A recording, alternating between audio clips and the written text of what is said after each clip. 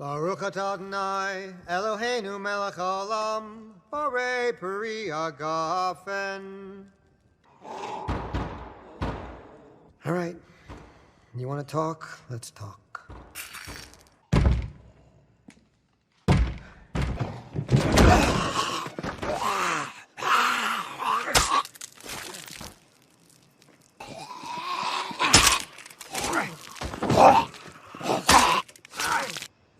Hey, you okay, young lady? I can help. Oh, she's awake. Do you really think that God led me here? Come here. You don't? Why would he? Why wouldn't he? Do you answer every question with a question? Do I? Everybody knew this guy was guilty. They couldn't pin any of the murders directly to him. Then my dad found something. A purse belonging to one of the missing women. Sounds like your father was a hero. He planted that purse. He knew this man was guilty beyond a shadow of a doubt? Welcome, everyone, to Dead Talk Live. I'm your host, Viz, from Walking Dead Now, and it is my privilege and honor to welcome our very special guest who plays Rabbi Jacob on Fear the Walking Dead, Peter Jacobson. Peter, thank you so much for being here with us tonight. How are you doing? I'm great. Thank you, and thank you for having me. It's a pleasure. Absolutely. It is my honor to have you here. So we have a lot of questions for you, and let's just get started. Fear the Walking Dead is completely different from the majority of the other projects that you have done in your career. What attracted you to the role of Jacob on Fear? Well, it sort of came out of the blue. I had not been a zombie watcher. I only even really knew about Walking Dead because my most recent show was this show Colony that I did for USA with Josh Holloway and Sarah Wayne Callies. And Sarah I had been on Walking Dead, and so she would talk to me about that, and I just sort of, I really only learned about it through Sarah. And then I got the offer for Rabbi Jacob like about a week before the show, even I think less. It was like 4 days. I just suddenly got this script, and it was such a wonderful thing. I heard, all right, they want you to play Rabbi. I'm like, okay, well, I'm going to play another. It's not my first Rabbi. But I didn't know anything about the show. And it was this episode. It was just, it's such a wonderful episode, and it was so rich, and it was such an interesting character, and the world is fabulous. And Garrett Dillahunt, he and I go back to the late 80s. Wow. Actually, we knew each other in New York in graduate school, so I had a history with him, and it was just, I read it, and I was like, I've got to do this part. I don't even care what happens. I just have to do this episode. And they had said it might turn into a little bit more, these things they usually say that, and then you see. And I had worked with Michael Sastremis. I never remember. Satrazemis. Satrazemis. Don't listen, Mike. I'll call him Mikey. He and I had done a terrific show. He was, I think, maybe he was even a cameraman. I'm going to insult him twice. I'm getting his name wrong and his position wrong. He was not directing, but he was sort of up and coming in his career. Yeah, well, he started out as a cameraman. Yeah, and I don't know if he was an AD. I don't think he was an AD. I think he was the camera operator. Maybe, I don't know if he's a DP, but on this show called The Lost Room for the Sci-Fi Channel, which was this wonderful miniseries that I did back in, a long time ago.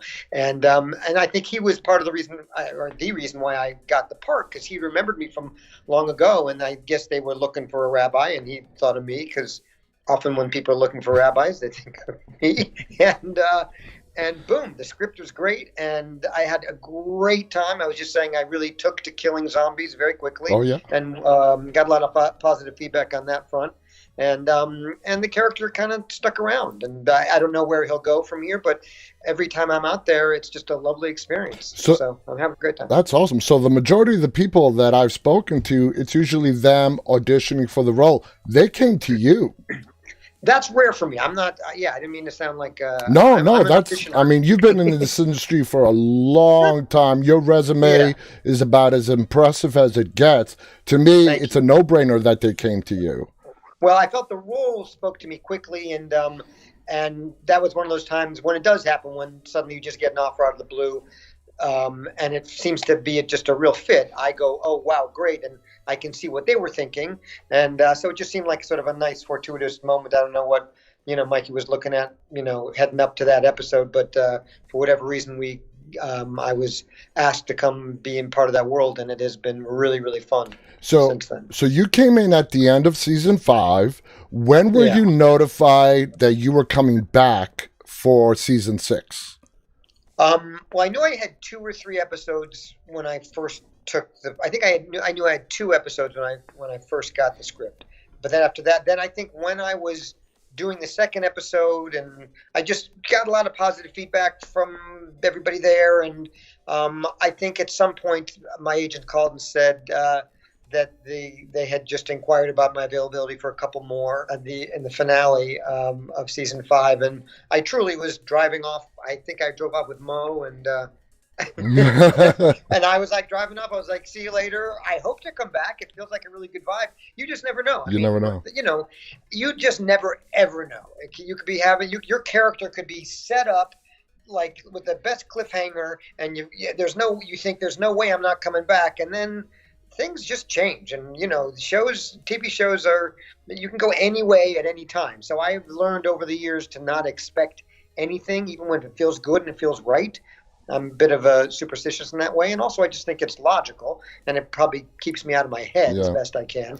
And then at some point they, I think probably pretty quickly, they said, "Yeah, we'd like to have you come back for some of this season 6." And then I was signed on to do 3 or 4, and I did the one that was just aired the other day, The Key, with Garrett and then Coleman, Coleman Domingo.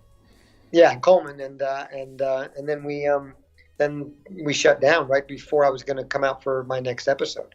Wow! But, wow! What a we're back, and kicking it down in Austin.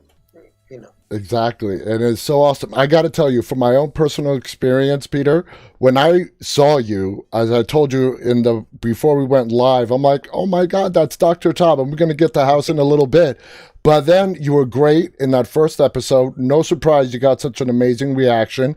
And then we saw you for a second episode, and then we didn't see you. And I'm like, oh man, the way they left it, it really seemed that there's a good possibility you might not come back. Yeah. And then we saw you come back in the oil fields to help out with the zombies that were falling off the cliff. Right, and one of my favorite zombie kills of that episode, I remember. Exactly, and I'm like, yes, he's back.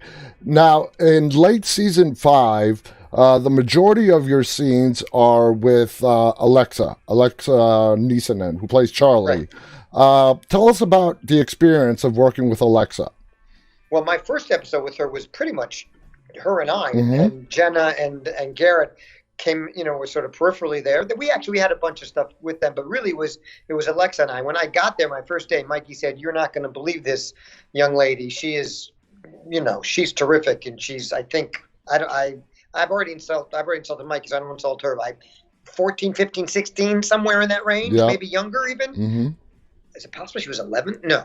Anyway, she seems older because she's such a damn good actress and just such a mature young person, and she's terrific. And we really had a lot of stuff together. And it's it's always weird coming on as a guest in any series because you're stepping into a world that is so established. And this we could talk about with House. That was really the case. And the regulars on the show have a rhythm, and there's a real family feeling. And some shows you come on and it's hard to break in. Either it's just not going to happen or it takes more episodes. There's always a little bit of weirdness in it. And this was just such a great group of, the production. Everybody was so great and welcoming. And so I felt just comfortable. The vibe was really great.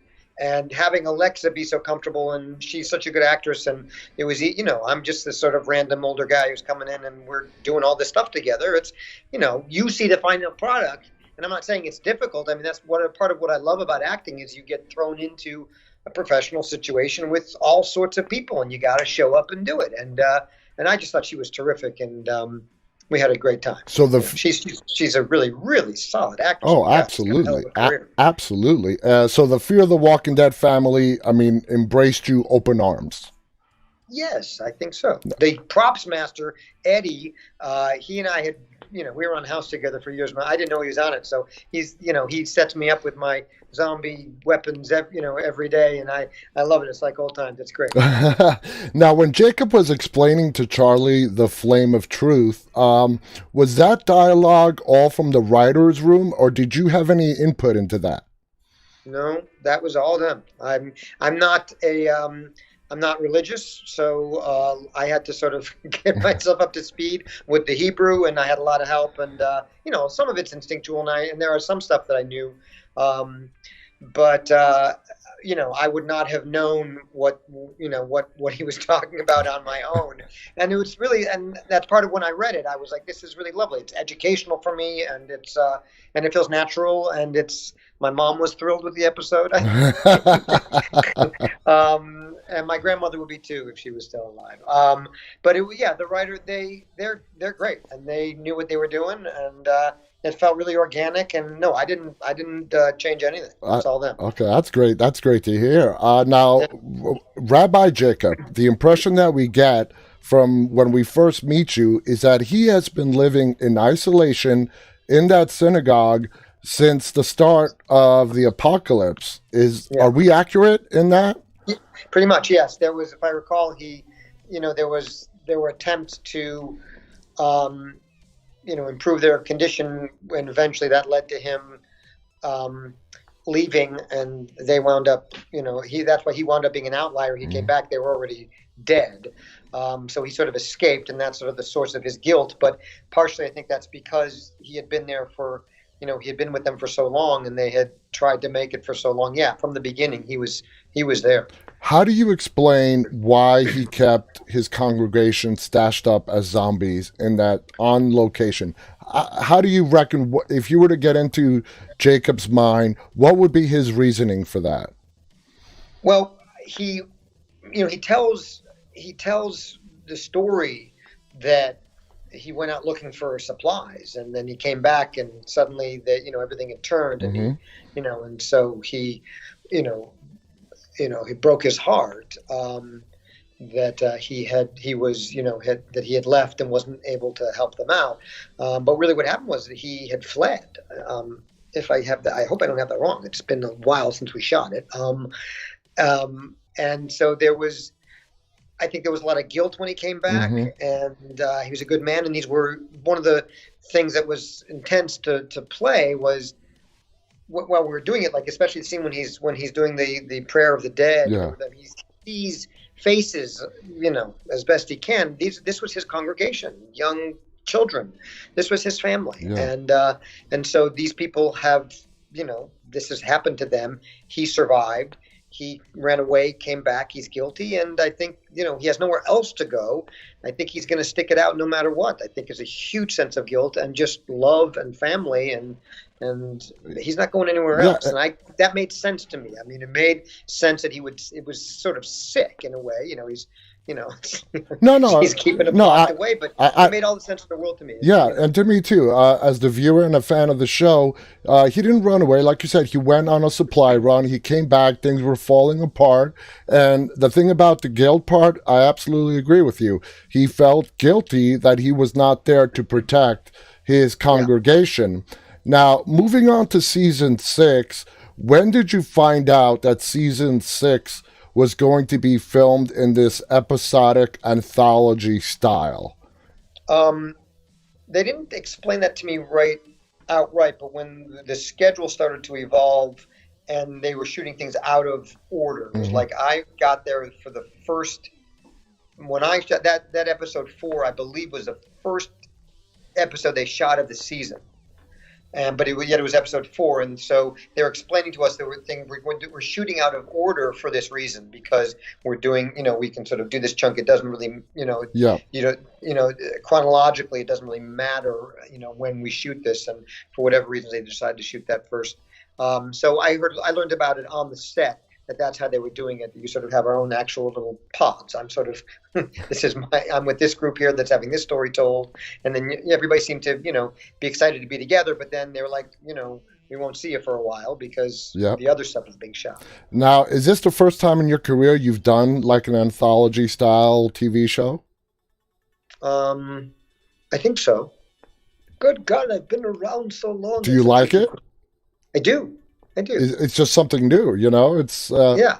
you know, and in the majority of your career, the stuff that you have shot, has it been all primarily all in, you know, chronological order? Yeah, I mean, I've done a fair amount of procedurals, and those don't have to be necessarily chronological. But there's, you know, I mean, House was, you know, there was a rhythm. I mean, you know, I was on there for 5 years, and we never really went out of order.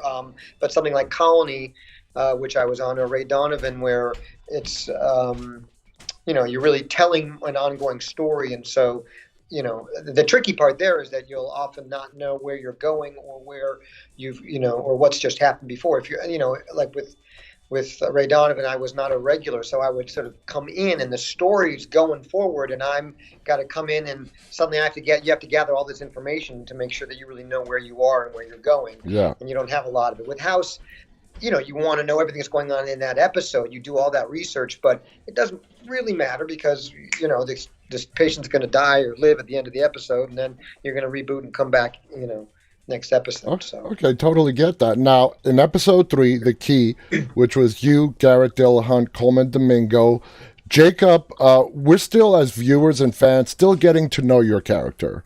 We're still being introduced to Jacob slowly. But so far, Jacob seems to be like the voice of reason within the group. Keep his head down, do what he needs to do to stay alive. Do you agree with that assessment? I do. I was a tiny bit surprised at his sort of willingness. I thought it was neat, a good choice, an interesting choice. You know, he says to John, you know, give me some time. Maybe I can help change some things. I can buy us some time here before you flee. But he's not indicating that he's going to do anything untoward or going to break any rules. And that's in keeping with his sort of his rabbinical soul, I think. But he seems like a spiritual man and very even keeled. And I think I get the feeling that they want to keep a strong sense of his moral grounding as things are flailing around. And, you know, it'd be interesting to see if they push that edge, you know, see if he walks out of that at a certain point. But I really enjoy sort of the energy that he brings.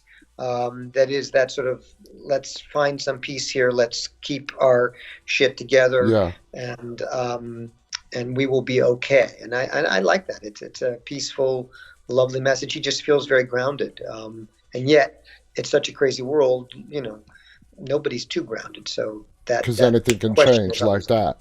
Now, we haven't yet seen Jacob express his feelings, but what do you think he feels living under an authoritarian like Virginia? Well, yeah, I think that he's not going to make waves unless the writer surprised me, and he does. The feeling I get is no waves to be made. But he's got a real strong moral compass, and I think he knows exactly what's going on, and he can bury it or keep it at bay or keep it in the places that don't prevent him from doing what he feels most importantly needs to do, which is to be there for others and, you know, and help sort of keep an even keel. Yeah. But I think... that totally makes sense. Now, me and all our other viewers who have been watching The Walking Dead for a long time, the show is a lot about, how do I put this, key moments in characters' lives that pivot them to major changes. When it comes to your character, Jacob, would it surprise you if you get a script that something happens to your character that causes Jacob to go on a completely different course to what we know so far? Well, that would be exactly what I would hope for. And I don't say that in a way of complaining that it's not there. I think I feel really good about the role he's playing right now. But yes, it is in some way, as you're saying, it could be a nice setup for a surprise. And any actor wants to look at the script in which suddenly his character is being pushed to the edge, where what we know about him is being challenged, and how do you communicate that? Is it something that he, if there's a lid on something, that's the interesting part to play as an actor. Now, do you think Jacob is transparent, or do you think Jacob is a person who has skeletons in his closet that we are going to slowly find out about as the episodes proceed? Well, I hope that's the case. I can't reveal. Oh, no. I'm not asking you to reveal anything. No, I know that. I know. I'm not saying that those skeletons are there, and I'm saying that they're not. But it would be a wonderful, wonderful twist for him. I would hope, and that's where they go. I mean, he had skeletons in the first episode when we really got to know him, and it would not surprise me at all that there are more there. In fact, I think the skeletons are part of what drives his ability to, he's been fighting them, I think, for some time, and he's more complex than he seems, and it's that much more important for him to keep an even keel. I totally get that. Now, before we switch gears, I do have a final question about Fear. Coming onto the set and the cast, was there any cast member, actor that you were really looking forward to working with for the first time ever in your career? Well, Ruben, I knew who he was. I was like, oh my God, this is so exciting just to be around him. And he's so nice and sweet and wonderful. I've always thought Jenna was wonderful and funny and great, and to see her, from my knowledge of her work, totally different ball game here, a very different, persona, and she's lovely. And I knew I had stuff with Jenna, and I mean, I didn't know in the very beginning that I would wind up, being on set with Ruben at all, but that was really exciting when it happened. Jenna was great. I didn't know the other folks, but Garrett I knew quite well. And so that was, Garrett's an old friend. Mm-hmm. We didn't go to graduate school together, but he was at NYU right out of college, and I was at Juilliard right out of college in New York. And my girlfriend was in his class at NYU. And we used to have a football, Sunday football grudge matches between NYU and Juilliard, which is kind of hysterical when you think about it. This was not Michigan, Ohio State. Put it that way. I'm from New York, so I know exactly what you're talking about. All right, yeah, Central Park. We were going at it, a bunch of actors, but it got tough. So, and anyway, it's a very tight-knit community there. We were all, in the sort of New York acting grad school world, and so I've known Garrett since we were both in our early 20s, and been on each other's radar, and so I was really thrilled that we had stuff to play together, and he's just so good. He's so he is. He's just so quiet. Just not just this role that is quiet and deep and strong. That is my sense of him as a person, and he can play anything, but there's a real sweet spot for him, I think, in this role, and to share the set with him, and just, we had that little scene our only scene together, just two of us on the edge of the stage in the temple, and we just talk. He hands me the candy, and it's just, I love that. That to me was just my favorite kind of day. Here's a guy I know. He's just an old friend, and we're getting to work together in our 50s. I just loved it. Now, you being such old friends with Garrett, how, and knowing him for a while now, how different is Garrett Dillahunt from John Dory? Or how similar? Well, Garrett is quiet. He's not like it's funny. He doesn't come off as goofy. He's not showy in any way. John is obviously very, very covered. Mm-hmm. Garrett's not covered. He's an open book, which is what's so wonderful and sweet about him.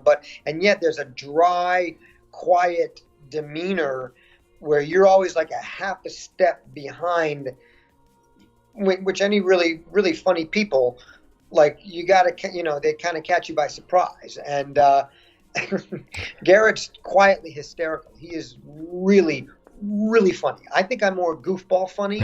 Garrett is just like, you don't even know what hit you. And he's just great. He's just sly and hysterical, and everybody knows it. And everybody has a blast with Garrett.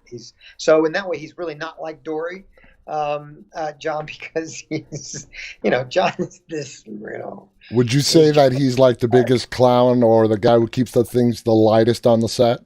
He's not the biggest one, but he does, there's those who are real showmen who do it, or just sort of more, but he is a clown. He is totally a clown, and he does keep things light and fun and a little more edgy, but he does it in a very sort of dry, kind of quiet manner. And but he's great to have. I mean, that's you great. can tell everybody loves him. That's so awesome. Now, is this your first horror show that you've ever done? Movie horror? Is this the first one? Yeah, I did a movie a long time ago that was a horror movie. It's called The Midnight Meat Train, and I will stand by that title. It's Bradley Cooper pre The Hangover, and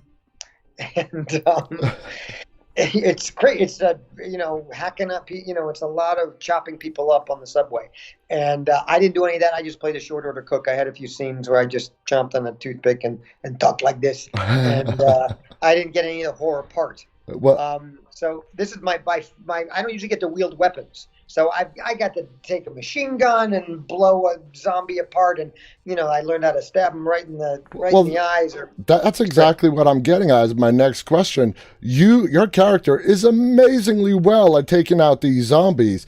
Is there anybody that pulled you to the side and gave you a quick rundown, and you're just such a quick learner that it just comes off as you being a natural? I'm going to say I'm a bit of a natural. You certainly get taught how to do it. The most challenging part is that so they can CGI it right, you can't actually.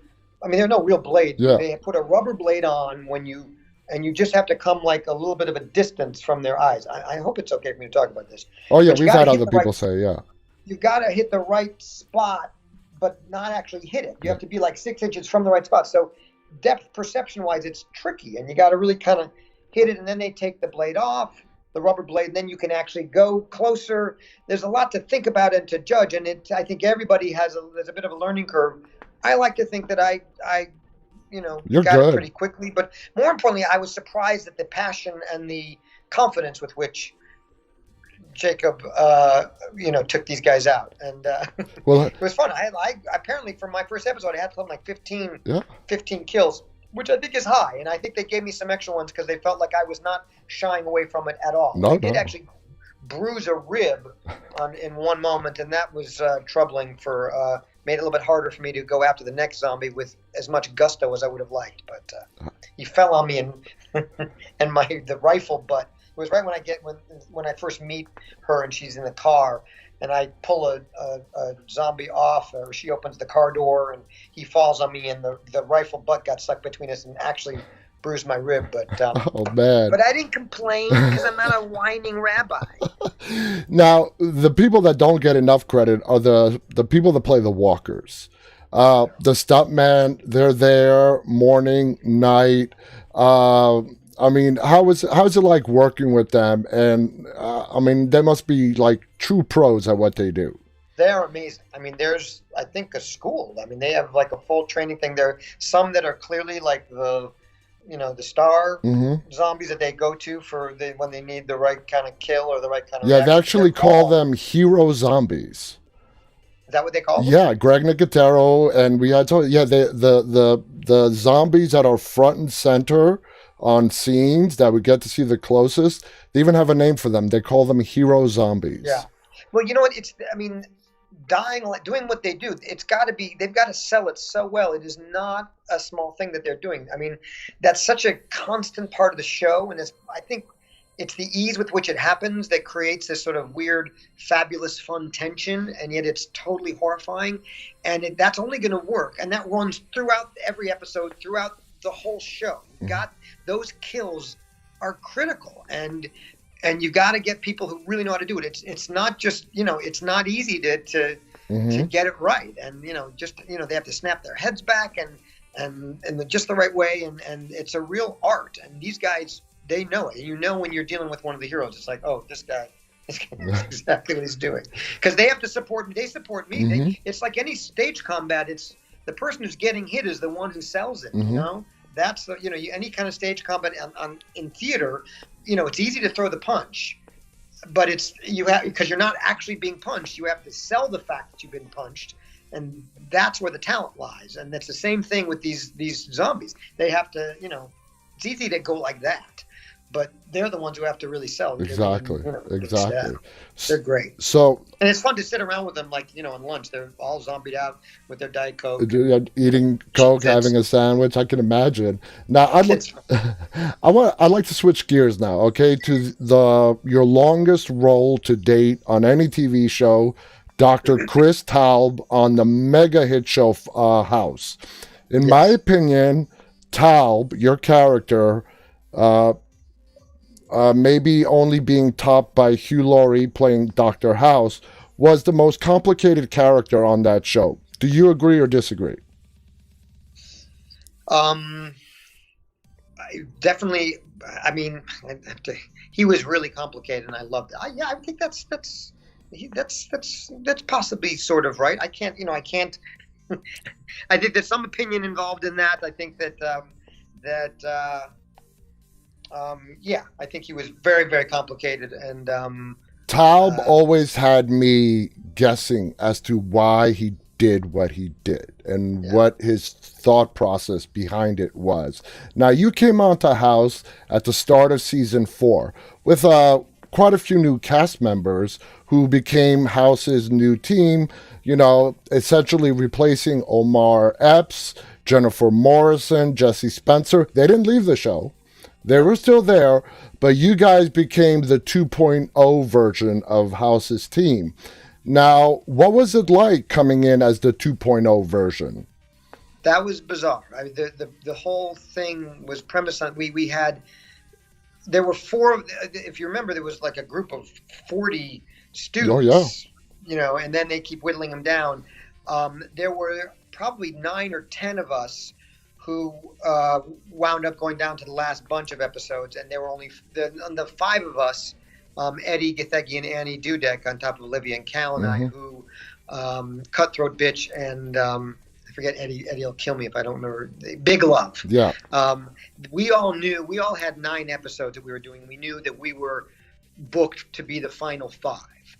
So when we got down to the final few episodes, we literally didn't know as they were doing it. The writers did not tell us. I don't think the writers knew until the very end. So there was this weird, they were playing a reality show in the show, and it really was.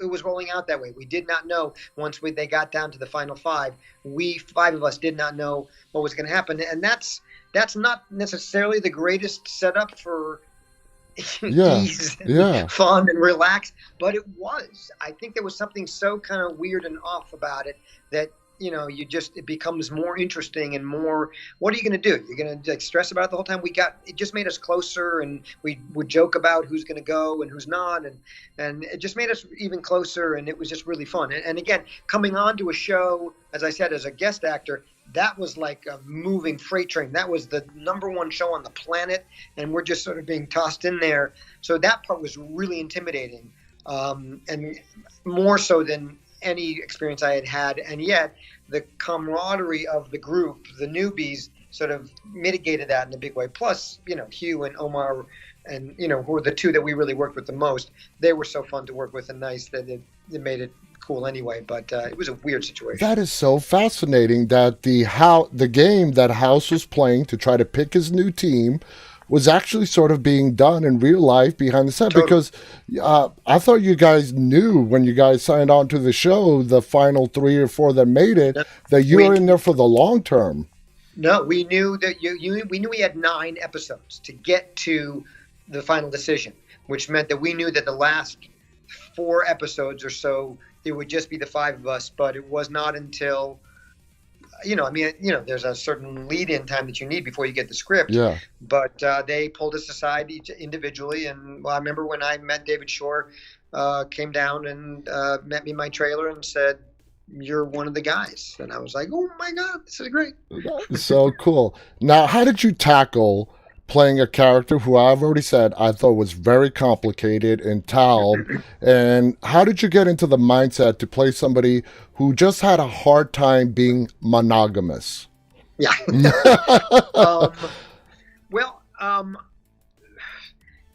Any actor looks for the conflict, who looks for the stuff that is difficult. And, to me, the more complicated, the more the ickier, the more it's uncomfortable, the better. So I mean, you can all imagine what that's like to be in that horrible situation. If you can't, then you make it up. But it's to me, I love that part of him, and the writers certainly seem to enjoy.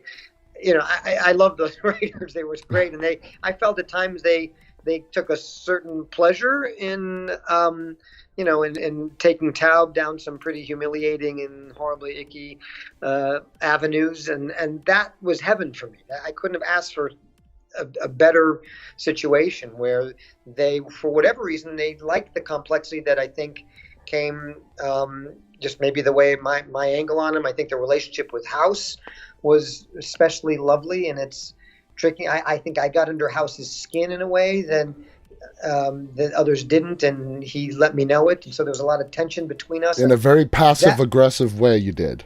Yeah. But that's heaven. That's what, you don't want to be the guy sitting around that everybody's fine with.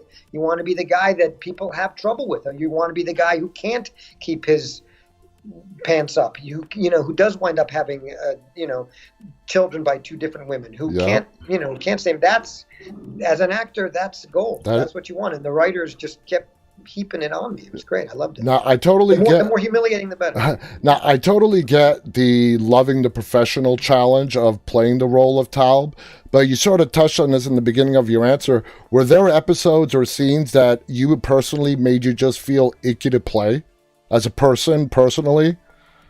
I never have that problem. I don't. You can separate, compartmentalize. Yeah, of course, and I don't. I've never had to play a role that was so morally compromised where I really had to sort of stop and say, wait a minute. Like, I've never, I've not played some crazy murderer or been in a situation where the acting of it was so horrifyingly real and terrible that I had to kind of shake out of it. These were I think what made Taub interesting and made the show great, that these characters were pushed to the edge, but they stayed imminently human. Mm-hmm. And however uncomfortable the situations were that Taub was in, there was nothing that ever felt like, oh, I can't relate to that, I can't get into that, or that's too much for me. Okay. The deeper, the deeper. I mean, that's why that's what I love about acting. Well, I say it again. That the deeper you go, the more, what a wonderful opportunity to push yourself, or to be asked to push yourself, or to be pushed by your fellow actors or director into a place that is uncomfortable and, that you're going to come back from. But I don't have trouble separating. No. Taub, I mean, I can't heap enough praise on you on how you portrayed Taub. I really can't. Now, you and Kal Penn, who he played Kuttner on the show, Dr. Kuttner, had great on-screen chemistry. Yeah. Kal left the show to pursue a job at the White House, I believe. Correct. Did it surprise you how they wrote Kal off the show? Oh, God, yes. I mean, it was not a surprise that he was leaving. We started working on that. We became regulars in, I guess, at the end, or sometime in 2008. And Obama was elected, the nominee, and Kal went to he became very involved in the campaign because of his, he has a real following, and especially of younger people. So he was doing a lot of work on the campaign, universities. Olivia also got very involved. And so Kal was sort of, they were having trouble scheduling him in because he was torn. And, so when it became clear that his life was going in a different direction, everybody just respected it so much and loved it. This was not a case of him, leaving it in any kind of weird way. Yeah. We kind of knew it was coming, and the writers, God bless them, said, even though there might be a contractual issue here, I don't even know if there was, but, they were really respected where he was going and wanted to make it, used it, let's do this right. And we got the script ahead of time, and it was shocking, but I didn't think they would send it that way. But totally I think that was season 5, if I recall. That was his suicide was the catalyst for what I think was one of the great end of season arcs I've ever seen on a show, which was the whole. And if I'm wrong, it'll be embarrassing, but I think it was where House really, he winds up in the mental institution at the end of the season when he thinks that Cuddy loves him, and he's he's playing with her hallucinating. lipstick, He's and it hallucinating. turns out it's the Vicodin Yeah. bottle. Oh wait, you know what? I'm taking it back. That wasn't maybe that was Annie's. I think no. Well, Cal is one of his hallucinations at the Oh, that's end right. that Right. leads him to going to Robert Wilson to saying I need help, and he knows he has to be committed. Right. I think I'm actually mistaking Annie Amber's death. Mm-hmm. I think that spurred him into the Yeah. free fall. So Yeah. maybe I think Cal's must have come later. In any case, it was a very radical choice. It was really it provided so much more emotional depth for all of us. I remember shooting the scene right after we find out that he's done it, that he's killed himself, and I remember that was one of the scenes I remember shooting. After almost 100 episodes, I can remember shooting that scene in its exact detail. And just because they had done such a great job of in that episode where Kuttner does commit suicide, throughout the whole episode, your character Tal is like in denial. Not really in denial. He's like, you know what? He did it. He left us. Being kind of cold. But at the end of that episode, we see you break down. Yeah, and that was so beautifully played. Where it just you let your feelings out. You're sitting on a bench in the hallway of the hospital, and you just let I think it hits you in that moment that you lost a friend. Well, he's lost. I think that couple, it was the episode where Meatloaf, the singer, he and his wife are both died. Mm-hmm. But that I was talking about the lid that you want to put on. I mean, that was the ultimate. That episode was one of my favorite episodes by far. And that moment you're talking about was really wonderful to play. But you're playing this horrible lid the whole time, and to me that's what's interesting to play. What's interesting to watch is how is somebody faking it? How do we all in life have to overcome moments of stress or fear, great terror, tiny worries? That's the human condition. So to have the stakes be that high in that episode, it was just a joy to play, and it was also sad because Cal and I were very close. We're still very close. We're actually working on a project together. That's awesome. He's and we became fast friends, and he's the funniest man on the planet. And we just had a lot of. We sometimes had too much fun. There were a couple times we got in trouble. Literally called up to the producer's office because we were pissing Hugh off because we were messing around and just having too much fun, and we were wrong, and we got in trouble. Did you find it ironic that he got a role on Designated Survivor as a White House aide? No, I thought it was great. He was also, I think he was, am I wrong? He was some kind of consulting producer on that. I don't know about the consultant, but he was a frontline star on Designated Survivor. I thought it was so funny that he gets to do a show working in the White House.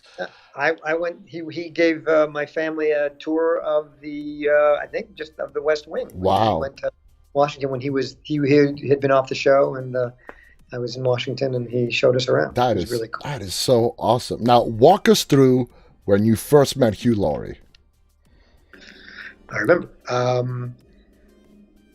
Well, again, this was a last second thing. Again, I got the offer for the part on a Friday, because I remember it was the night of my father's 70th birthday party, and it was a Friday night. I was in Chicago, and I got the offer. Then we sort of negotiated it on Saturday and settled on Saturday, and then I was shooting on Monday. Wow! So I had to fly out on Sunday, and so I was on set. Like literally 48 hours before, I had no idea I was subject. That's a quick turnaround. Yeah, and then Hugh, I met on the a very famous New York Mets pitcher was there that day visiting the set. I'm a huge Mets fan, so David, it wasn't a pitcher, Wright. Was his name David Wright? David Wright. He's the third baseman. Third base. Yeah. He was on the set for some reason, and I was like, "Oh my god!" And Hugh was excited too. I guess I didn't know he knew baseball. So David Wright was on the set of House. He just must have been a fan, and he was in L.A. Wow. And so Hugh was very focused on him, and then at some point he turns away and goes, hello, nice to meet you. And I think he made some kind of joke about something, because I'll say Hugh is obviously he's the funniest person on the planet. Cal's the funniest person in the country. Hugh is the funniest person in the world. That's no insult to Cal. No. And Hugh made some kind of sort of scary, funny comment right away, and he was just a big man. He was terrifying to me in that moment because he was Hugh Laurie. I knew the show. I was there to act with him. I was so disoriented from how fast it happened. He was lovely and trying to, reel me in with some humor. And I just remember I didn't quite get the joke, and I was just sort of stressed. And it took me a while to sort of get comfortable. I'll tell you what. I'll tell you a story. Me and my wife watched House every week together. It was like our date night. And we were several years in, and I saw Hugh Laurie for the first time outside of the show House during an award ceremony, and he's speaking British. I'm like to my wife, he's British. You didn't know? No. I was several seasons into House before I realized that Hugh Laurie was British. Now, ever since then, this is going way back. We have seen there are a lot of stars on The Walking Dead, Fear the Walking. Lenny James, who you work with, is British. They all do a great job on adopting the American accent. But I gotta say, like Andrew Lincoln on The Walking Dead, not only does he take the British accent, but turn it into a Southern American accent. Well, Lenny does that a little bit too, I think. Yeah, he does, because they're both supposedly from Georgia on the show. But for me, number one, and between Andrew Lincoln and Hugh Laurie, I think Hugh Laurie portraying that New Jersey type of accent, it floored me. And he was sort of the pioneer in that. I think he was one of the first to do it and to do it that big. He was so meticulous. There wasn't a sound, a syllable that he would let go by that he did not care about. Yeah. And he would sometimes consult with us about. What was funny about it, fascinating, and was that when he showed up on set, that was, or I guess when he showed up on the lot in the makeup trailer and then on the set, he was in his American accent. There was no slight hint of British the whole day. The only time he dropped it was when he was getting his hair and makeup up, when he was wrapped. So you'd be all day with him, talking. He's an American guy. He's from Jersey. And then you go into the trailer, you're sort of tired. It's midnight. You're wiping your hair off. And it's like, hey, how you doing? He goes, oh, I'm fine. How are you? And it's like, what? And it always jarred me every time because it's so real. And then suddenly it's like, oh, yeah, you are a Brit. And it sounds very similar to exactly what Andrew Lincoln did on The Walking Dead. All the people we spoke to, from the time he arrived to when he left at the end of the day, they don't break out of character. And it's not gimmicky. They're not doing it for any reason other than I think that you need to. I think it's about the work. And you got to respect that they have that much respect for the craft and what they put into it. Oh, Hugh was, it was a high bar. Oh, yeah. Not just the accent. There was not a moment in the script, in the show, in the scene. You had to come with your game. Every moment. It was his show, and he cared for it, in a beautiful way. Oh, that is so. Now, you worked with an all-star cast, including you being part of that all-star cast on The House. Was there any kind of a problem ever with egos clashing on the show? No. God, no. I kind of wish I could say that just because it would be a little more fun to talk about. Not that I would name names. Not at all. Weirdly, because it was a big hit show, and you hear sometimes on these shows that things get a little wonky. I think the difference was because Hugh was the gorilla. It was really I think it's an ensemble show. To everybody's credit on that, it was Hugh. It was Hugh's show and his show, but we were not just there to prop him up. We all had, it was an ensemble show, and yet it was his show, and he was the man, and because he's such a hard worker, and he's so smart, and he's so funny, there weren't moments when, if he got dark, if he had a stressful day, it was hard not to notice, but who doesn't? The pressure on him was immense, and yet he handled it he was such a gentleman and just so funny and so engaged, and it all trickles down from there. So there just wasn't room for any bullshit with the actors, and also, more importantly, it was just a great group. We just had so much fun, and everybody was really, really different. It took a while. I didn't see Jesse for like almost 2 seasons. Omar, we got to know right away, and he's a shyer person than Cal and Olivia. Okay. And we had a lot of stuff together. And at first I was like, oh, wait a minute. Like, it's going to I'm not sure. Like, I don't know what angle to take with Omar. By the middle of our first season together, he is so fun, and we had so much fun. It was just neat because everybody's so different, and he struck me as shy, and then suddenly I'm like, oh my God, this guy is such a riot to be around. And Jesse is really funny, and I just didn't know him for the longest time. And then by the end, he and I had a lot of stuff, and there wasn't anybody on the show I didn't love being with. Amber Tamlin came in for a season, and she just killed it. She's fabulous, and she made me laugh so hard. She's like, I don't think it's easy to embarrass me.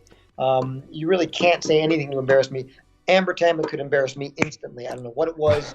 She had me blushing constantly in between takes. Olivia is just she came out, I think she was 9 years old when she started on that, or 19, 21. She was, preternaturally mature and smart and funny. And Cal and Olivia and I had a lot of fun together. Just, again, weird situation. And Olivia, towards the last final seasons, was coming in and out a lot of the show. Yeah, I was the only true newbie, the only true duckling who stayed. Absolutely. From that second group. Olivia, I don't remember why. I think she was doing more movies. She was doing other projects. Yeah. And now the woman is a major director, which is not surprising at all. Yeah. I love it. I mean, very talented. Were you satisfied with how they wrapped the storyline of House at the end of season 8? Yeah. I thought, me too. That's one of those things. Everybody's so committed that nobody's going to really agree. You're not going to get a consensus on a finale usually. Yeah. I thought they handled it really, really well. I thought it was Hugh and Robert, which is how it should have been. It was weird that Lisa was not there that last season, so that was the only piece that felt like was missing.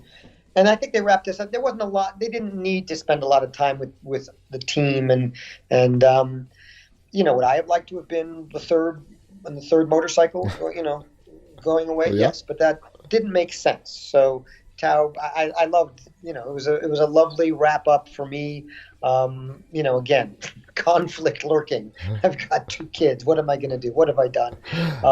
And I thought it was very satisfying, and absolutely, I got the feeling that most people thought it was very satisfying. Yeah, absolutely. I totally loved how they ended it. It was Hugh and Robert riding off into the sunset. Yeah, Robert had Wilson had cancer, and they wanted to be together. They had the best bromance, probably on TV history. And that's the other thing. Robert is, oh my God, the most evil sense of humor. He is so dry. And my favorite gems, and I rarely got to do it, when I had a few scenes over the seasons with just me, Hugh, and Robert. It'd be a little quick check-in or something was going on. There's one scene when Hugh was using me, or Robert was using me to get at Hugh, and I wound up playing racquetball in the morgue. But those few moments when I got to be with the two of them, because they're very close, and they just had their own language, and just to be a part of that and to be with those guys, it was pretty evil. I could only imagine. We only have a few minutes left, but I do want to touch on the show that you were on, Colony. You said you were there with Sarah Wayne Callies, who was part of the original members of the Walking Dead. You guys spent the whole time together. You both did 36 episodes, I believe, of Colony. Yeah. What was it like working with Sarah? Did she really talk a lot about The Walking Dead, and so on? No, it was part of her. It was a big part of her career, and so all actors, we all know everybody, and so just in the way in which actors are talking about their other jobs and people we knew, and so it was there. Like, I know Josh, from Lost, we hear about that, and when we talk about House, and we tease each other, and so her experience on Walking Dead, I got to know just how impactful it was for her. And she would joke about the fact that she keeps getting killed after 3 seasons. There was another show she was on where she was killed after three's the unlucky number. I don't know. But Sarah and I had actually met. I don't remember what season, but she was my patient. She was the patient, my patient. She was the patient in House once. I say my patient because I actually had I had a bunch of scenes with her. Sarah was in House? Yeah, I've seen every episode at least 3 times. She was the one who was had a open relationship with her husband. Oh yeah. Now I know. Got it. And then she's, we had a lot of fun. But I had a bunch of scenes with her then, and it was great. She is so lovely, wonderful actress, very serious. She's, I'm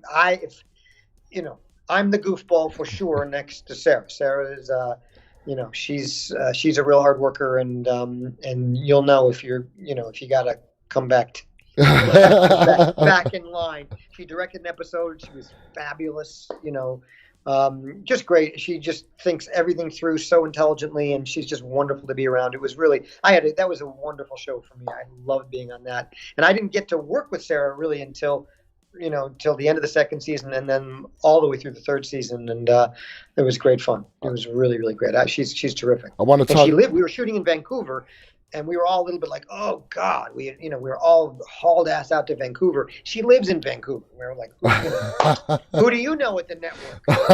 So. What would you say has been the best role in your professional career so far? The one that you've enjoyed the most. I can't really decide between Tao and Tao. I'm not just saying it because we were talking about it, but I guess we're talking about it because there's a lot of energy around it for me. Would be Taub and Snyder in Colony. Gotcha. I mean, for Taub part of it was that I had never been on a show for 5 years. Mm-hmm. A great show. Mm-hmm. There was no worry about whether the show was coming back. No. So that angle and that stress and politicking is out. You just knew you were on something that was happening. It was job security.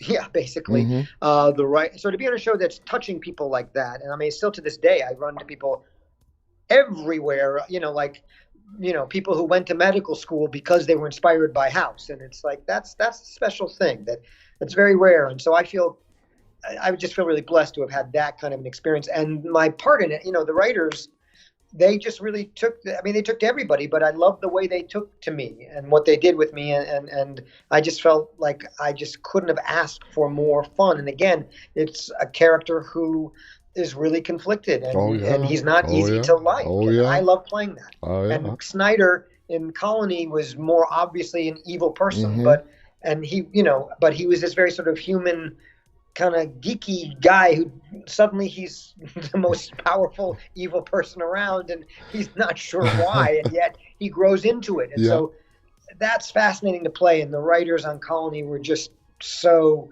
on that with me. And it's the shows in which I feel like I'm the closest to the writers. I love to develop a relationship with the writers, and that's important because they start to know you personally. And this happened a lot on House. We had 5 years.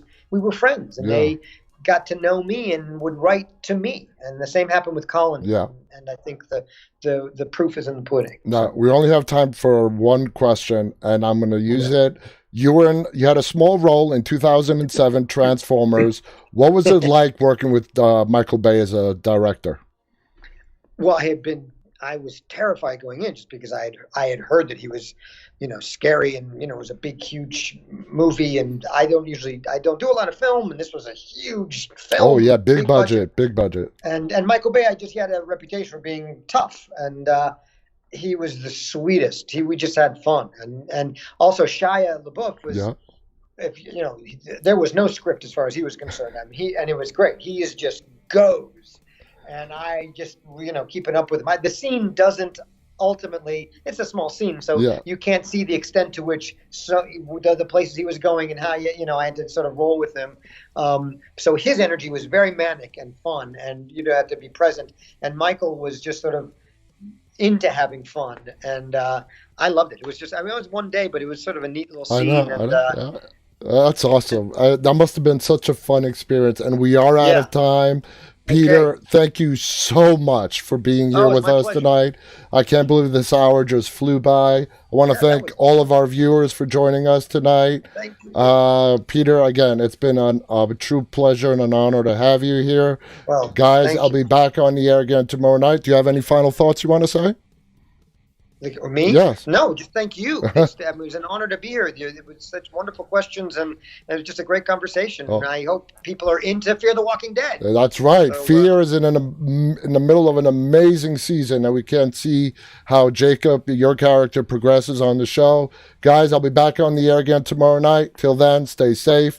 On behalf of Peter and myself, stay walking, guys. Good night. Take care.